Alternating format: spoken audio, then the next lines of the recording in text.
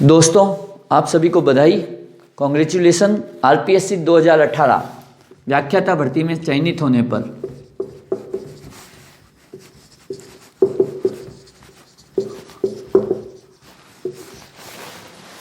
एक फरवरी 2021 को काउंसलिंग की डेट्स आ चुकी है और अब आप सभी कहीं ना कहीं बीकानेर जाने की सोच रहे होंगे कि वहाँ हम डायरेक्टर ऑफिस में जाएंगे और अपनी मनवांछित स्थान पाएंगे।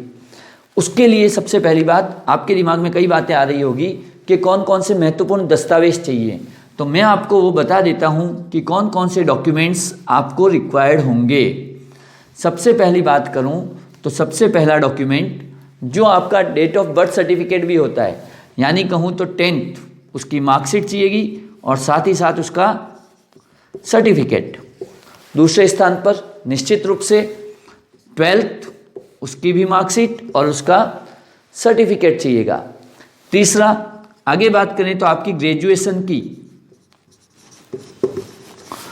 All year marksheets as well as certificate आपको ज़रूरत पड़ेगी। चौथे नंबर पे पोस्ट ग्रेजुएशन, जिसके कारण ही आप लेक्चरर बनने जा रहे हैं, तो उस पोस्ट ग्रेजुएशन की बोथ ईयर की मार्कशीट एंड सर्टिफिकेट ये आपको रिक्वायरमेंट होगी। पर आप जानते हैं इनसे तो लेक्चरर बन नहीं सकते, टीचर बनने के लिए एक और चीज़ चाहिए, तो वो चीज़ है सबसे महत्वपूर्ण डॉक्यूमेंट, बीएड की मार्कशीट्स एंड सर्टिफिकेट। साथ ही साथ आप अपना मूल निवास प्रमाण पत्र, जाति प्रमाण पत्र, जिसमें आजकल एक नया और आ गया है जो EWS सर्टिफिकेट, ये लेके जाएं। पर इस बात का ध्यान रखें कि ये कोई भी सर्टिफिकेट 1 साल से पुराने ना हो।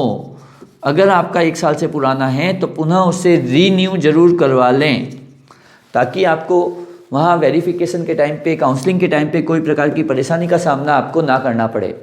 साथ ही आपका पहचान, जिसे हम कहते हैं आधार कार्ड, वह ज़रूर लेके जाएं। हो सकता है आपसे पिक्स, आपकी पासपोर्ट साइज़ फ़ोटो मांग ले जाएं, तो 2 पासपोर्ट साइज़ फ़ोटो भी ज़रूर लेके जाएं,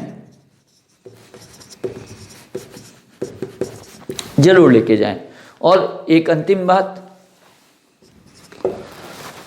मूल निवास हो गया, जाति प्रमाण पत्र हो गया, आधार कार्ड हो गया, 2 पासपोर्ट साइज़ फ़ोटो हो गए।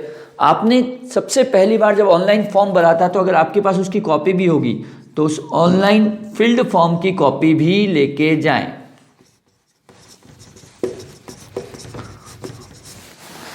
और यदि आप विवाहित हैं तो अपना विवाह प्रमाण पत्र भी लेकर जाएं। ये हैं वे महत्वपूर्ण दस्तावेज जिनकी आपको ज़रूरत पड़ेगी। इसके अलावा भी आपको कुछ और एफिडेविट्स बनवाने होंगे, जिनकी लिस्ट में जो आपको कुछ एफिडेविट्स बनाने होंगे, या हम कहें जिसे शपथ पत्र। ये शपथ पत्र आपको 50 रुपये के स्टाम्प पर बनाने हैं।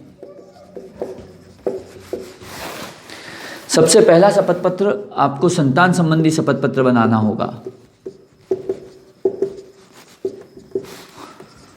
कि आपकी 2 या 2 से कम संतान है, यदि आप विवाहित हैं तो।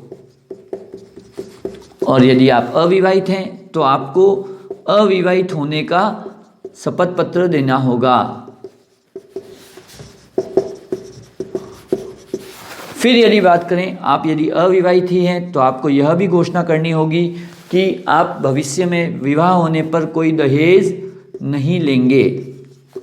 और इसी तरह से विवाहित यह घोषणा करेंगे कि उन्होंने किसी प्रकार का कोई दहेज नहीं लिया है।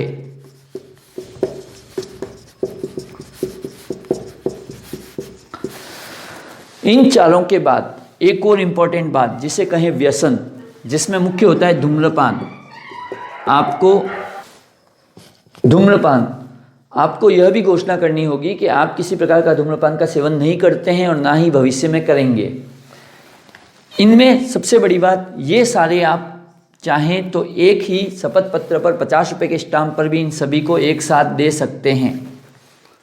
इसके अलावा एक और महत्वपूर्ण एफिडेविट, जो अंतिम एफिडेविट होता है, वह बच जाता है और उसका नाम है कि आप खुद सेल्फ वेरीफाई करेंगे कि आपके द्वारा दिए गए सारे डॉक्यूमेंट्स पूर्णतः सत्य हैं और साथ ही साथ आपने जितनी भी डिग्रीज, डॉक्यूमेंट्स और आपने जो भी अभी तक की बात, डॉक्यूमेंट्स पूर्णतः सत्य हैं और मैंने जितनी भी जानकारी दी है वो सभी भी सत्य हैं और इनमें यदि किसी भी प्रकार की कोई प्रॉब्लम होती है तो उसके लिए भविष्य में मैं स्वयं जिम्मेदार रहूँगा। ये हैं आपके महत्वपूर्ण एफिडेविट, शपथ पत्र, जो 50 रुपये के स्टाम्प पर आपको देने हैं। अभी भी जब आप सबसे पहले काउंसलिंग के लिए जाएंगे तो आपकी वरीयता सूची का निर्धारण होगा, तो उस वरीयता सूची का निर्धारण के अनुरूप ही आपको वो सर्टिफिकेट भी लेना होगा। जैसे यदि आप दिव्यांग हैं तो आपके पास 40% या उससे ज़्यादा की विकलांगता का सर्टिफिकेट होना चाहिए। दूसरा, यदि आप विडो हैं अथवा आप डाइवोर्स कैटेगरी में हैं तो आपको इसका सर्टिफिकेट होना चाहिए और साथ ही आपको पुनः विवाह न करने का सर्टिफिकेट भी लगाना होगा, एफिडेविट देना होगा। तीसरी बात करूं तो असाध्य रोग से पीड़ित हैं तो आपको उसका सर्टिफिकेट चाहिएगा। असाध्य रोग से ग्रसित जैसे कैंसर, ब्रेन ट्यूमर, तो आपको इनका भी एक सर्टिफिकेट देना होगा।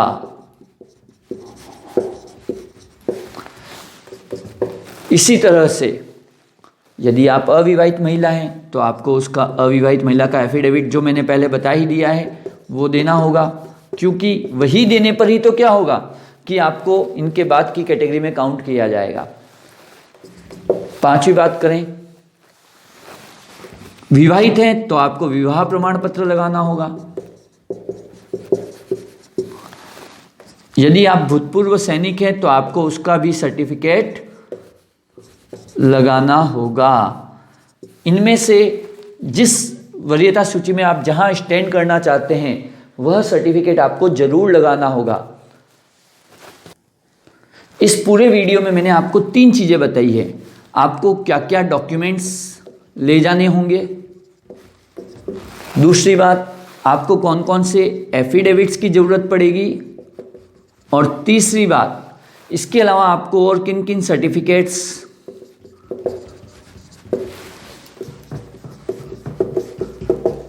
जो आपकी वरीयता सूची का निर्धारण कराएंगे उनकी ज़रूरत पड़ेगी। मैं आशा करता हूं आपको यह वीडियो बहुत समझ में आया होगा और आपको अपना मन वांछित स्थान मिले, एक पद स्थापना स्थान बहुत ही अच्छा मिले, इसके लिए शुभकामनाएं। धन्यवाद। मैं राजेंद्र जैन, पाली से।